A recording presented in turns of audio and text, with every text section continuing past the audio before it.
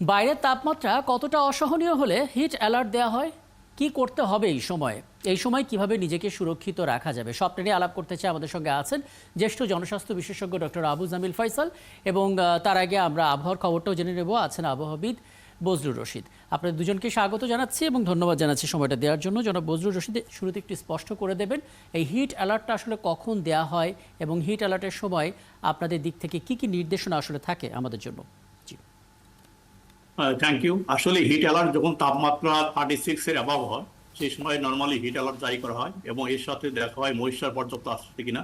তবে যেটা দেখা যাচ্ছে যে গত প্রায় 8 দিন থেকে তাপমাত্রা অনেক জায়গায় 36 উপরে উঠেছে। তারপর গত সপ্তাহ থেকে তাপমাত্রা 40-এর কাছাকাছি চলে এসেছে এবং অনেক জায়গায় 40-কে ক্রস করেছে। যদি আমরা আজকে তাপমাত্রা দেখি, আজকে সর্বোচ্চ তাপমাত্রা চুয়াডাঙ্গাতে 41.3 ডিগ্রি, এবং শুধু চুয়াডাঙ্গায় না, পুরা খুলনা ডিভিশন, এদিকে রাজশাহী, পাবনা, টাঙ্গাইলে তাপমাত্রা 40-এর উপরে, যেটাকে আমরা বলি সিভিয়ার তাপদাহ। তো এটা দেখা যাচ্ছে যে আগামী আরো 3 দিন এটা তাপমাত্রা তো কন্টিনিউ করবে। উপরন্তু অনেক জায়গায় তাপমাত্রা আরো বৃদ্ধি পেতে পারে। এটা 42, এমনকি 43 ডিগ্রি তাপমাত্রা ক্রস করতে পারে। এর মেন কারণ হচ্ছে যেহেতু উল্লেখযোগ্য কোনো ধরনের বৃষ্টিপাত নেই, যেসব বৃষ্টি হচ্ছে লোকালাইজ বৃষ্টি। যেমন ঢাকাতে পরশুদিন বৃষ্টি হয়েছে, সিলেটেও একটু হয়েছে, কিন্তু এগুলো লোকালাইজ বৃষ্টি। এই বৃষ্টিতে তাপমাত্রা ওইভাবে কমবে না। যে সময় বৃষ্টি হবে সেই সময় হয়তো 2-3 ঘন্টা বা 6 ঘন্টার জন্য তাপমাত্রা একটু নিয়ন্ত্রণ থাকে, আর আবার তাপমাত্রা বেড়ে যাবে।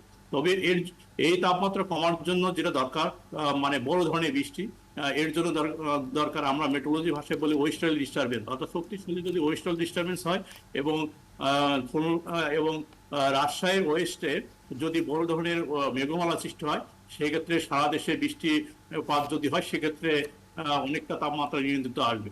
যেহেতু আপাতত ওই ধরনের পশ্চিমা লঘুচাপ অর্থাৎ ওয়েস্টার্ন ডিস্টার্বেন্স নেই, এই জন্য যেটা হচ্ছে আগামী আরো সপ্তাহখানে ওই উল্লেখযোগ্য তাপমাত্রা যে কমবে এই ধরনের লক্ষণ নেই।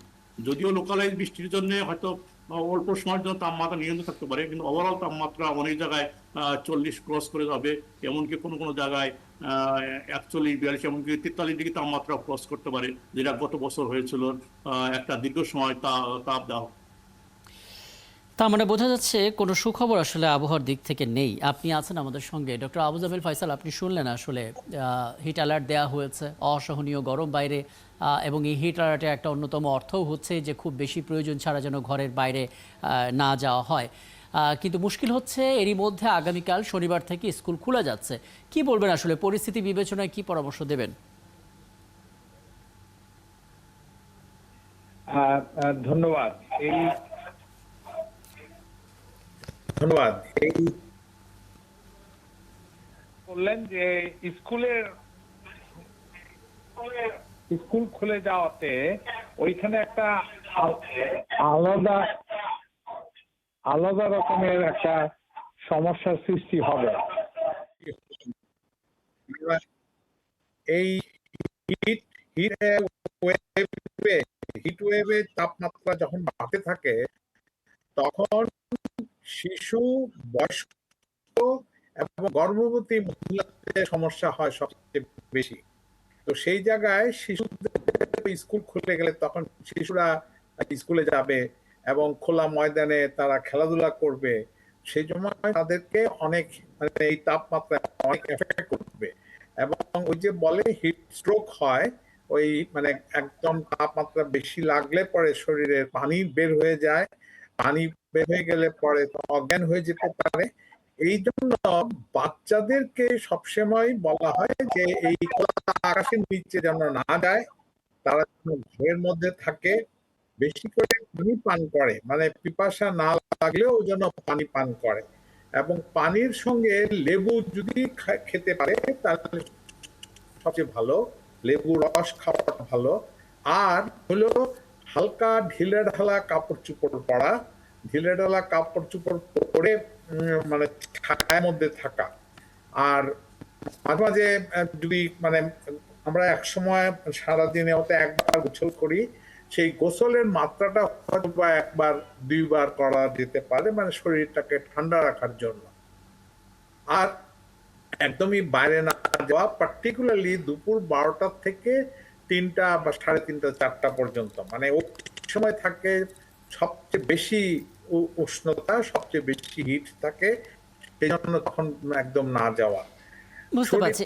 অনেকগুলো গুরুত্বপূর্ণ পরামর্শ আপনি দিচ্ছেন। আমরা আপনার সঙ্গে আরও কয়েকটি বিষয় নিয়ে কথা বলবো। আপনাকে আমরা একটু স্পষ্ট করে দেখতে চাই। নিশ্চয়ই সেই কাজটি হচ্ছে। আমি ফাঁকে জনাব বজলুর রশিদ আপনার কাছে একটু আসবো। আপনি একটা ধারণা আমাদেরকে দিয়ে দিয়েছেন যে আগামী 7 দিনের মধ্যে বড় কোনো আবহাওয়ার পরিবর্তন আসবে না। হয়তো এক পশলা দুপশলা বৃষ্টি হতে পারে, কিন্তু গরম আবার ফিরেও আসতে পারে। একটা বৃত্তের মধ্যে ঘুরপাক খাওয়া। 24 ঘন্টার পূর্বাভাসে কি বলা হচ্ছে একটু জানিয়ে দেবেন। এবং এখন তো বৈশাখ মাস চলছে, বৃষ্টি হলে সেটা বৈশাখী বৃষ্টি হওয়ার, কালবৈশাখী ঝড় হওয়ার একটা প্রবণতা থাকে, সেটা আসলে কখন জানা যাবে? যেটা নর্মালি সিলেটে বৃষ্টি হচ্ছে, গতকাল রাত্রেও হয়েছে এবং আজকে কিছু সম্ভাবনা আছে, যেটা হচ্ছে আপনার ঢাকা এবং চট্টগ্রামে, কিন্তু এটা সম্ভাবনা খুবই কম। তবে যেটা হবে, এই যে বৃষ্টিপাতের জন্য মেজর যেটা আপনার ওয়েদার চেঞ্জ হতে হবে, যেটা এই সময় যেটা হয় হচ্ছে ওয়েস্ট বেঙ্গলে একটা হিট লো হয়। হিট লো হওয়ার পরে যদি বেঙ্গল থেকে পর্যাপ্ত ময়েশ্চার ক্যারি করে এবং তার সাথে যদি পশ্চিম আর লঘুচাপ অর্থাৎ হচ্ছে আপনার কোল্ড বাতাস থাকে, এই ঠান্ডা এবং গরম বাতাস সংমিশ্রণ নর্মালি বড় ধরনের মেঘমালা সৃষ্টি হয়। তবে যেহেতু আপনার লোকালাইজ বৃষ্টি হচ্ছে এবং রাজশাহী বা ওয়েস্টের দিকে বাতাস অত্যন্ত গরম রয়েছে, তাই যখন বৃষ্টি শেষ হয়ে যাচ্ছে, যেহেতু বাতাস পশ্চিম থেকে পূর্ব দিকে সাথে সাথে তাপমাত্রা বেড়ে যাচ্ছে। এই জন্য যেহেতু আমাদের 24 ঘন্টা পূর্বাভাস, এমনকি 72 ঘন্টা পূর্বাভাস আমরা বলেছি যে উল্লেখযোগ্য ওই ধরনের বৃষ্টির সম্ভাবনা নেই। যেটা বৃষ্টি হবে লোকালাইজ বৃষ্টি, এটা অল্প সময়ের জন্য, ওই বৃষ্টিতে বড় ধরনের টেম্পারেচার কমবে না। তবে যেটা হচ্ছে আপনার নর্মালি হচ্ছে এই ধরনের হিটের সংখ্যা ইদানিং বেড়ে যাচ্ছে। আমরা যদি শুধু আপনার এপ্রিল মে মাস না, আমরা যদি লাস্ট 10 বা 12 ইয়ার্স এর কথা চিন্তা করি, শুধু আপনার এপ্রিল মে মাস না, এমনকি বর্ষাকালে জুন জুলাই আগস্ট মাসেও তাপমাত্রা 36 উঠে গেছে। যেমন গত বছর জুন মাসেও 15 দিন টানা হিট ওয়েভ ছিল। এটা অনেকগুলো কারণ এখানে রয়েছে। রিসেন্টলি আপনার ধরেন ক্লাইমেট চেঞ্জ থেকে শুরু করে এখানে লোকালাইজ যে ফ্যাক্টর গুলো এখানে কাজ করছে, যে এই কারণে র্যাপিডলি তাপমাত্রা বেড়ে যাচ্ছে এবং এটা আমাদের প্রতিনিয়ত হিটওয়েভের সংখ্যা বেড়েই চলছে। অনেকগুলো আসলে বিষয় স্পষ্ট হলো আপনার কাছ থেকে। নিশ্চয়ই পরবর্তীতে যদি আপনার সঙ্গে আবহাওয়া নিয়ে আবার কথা হয়, তো আরও খুঁটিনাটি বিষয়গুলো আমরা তখন জেনে যেতে পারবো। আমাদের সঙ্গে যুক্ত হয়েছিলেন আবহাওয়াবিদ মোহাম্মদ বজলুর রশিদ এবং একই সঙ্গে ছিলেন জ্যেষ্ঠ জনস্বাস্থ্য বিশেষজ্ঞ ডক্টর আবু জামিল ফয়সাল।